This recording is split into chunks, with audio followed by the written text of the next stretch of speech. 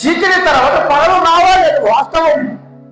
అది మరణించిన తర్వాత లోకాన్ని ఒకటి దేవుని రాజ్యము, ఒకటి అపవాది రాజ్యం. దేవుని రాజ్యమైన పరలోకం ఉంది, అపవాది రాజ్యమైన నరకం ఉంది. ఈ రెండు రాజ్యాలు ఖచ్చితంగా ఉన్నాయి, వాస్తవం ఇది.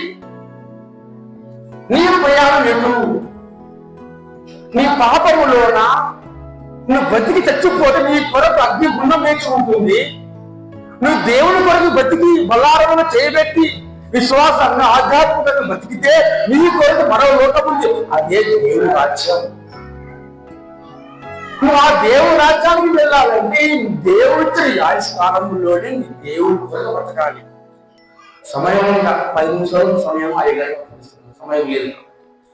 మరొక మాట చదువుకుందామంటే యోగ గ్రంథము